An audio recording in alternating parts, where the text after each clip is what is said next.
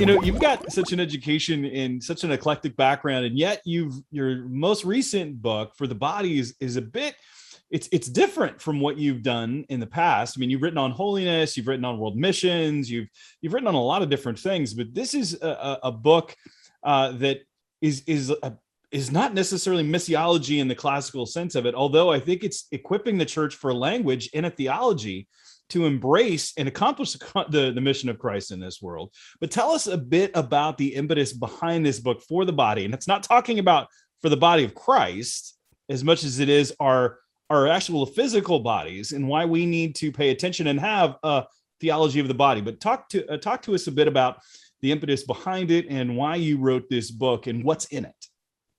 Yeah, Travis, thank you. That book was a little bit of a surprise, and since it wasn't my normal kind of writing space, as you know, I'm a missiologist, but as you know, missions is about connecting text with context. And so in some ways, it's a little like Leslie Newbegin. I'm trying to understand how to be a better communicator of the gospel to the Western world. And right now, one of the biggest issues has to do with the body, in particular gender reassignment and some of the challenges with our own bodily identity. So just surveying the evangelical church, and this is not to be critical, I think it's what always happens when these things come up at first, is that I basically found that we hear a lot about what Christians are against, but we don't really hear what we're for.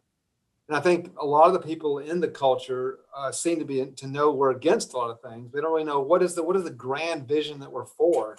This book is really trying to lay out the positive vision for the body, the human body, and the body as an icon or a pointer to the resurrection, the incarnation, the Trinity. The whole book really goes through and shows how God has designed the body as a pointer to spiritual realities. And so the book really does provide, I think, hopefully a positive vision for why we think practices like gender reassignment are a very troubling trend for our society. And so this book lays out that case.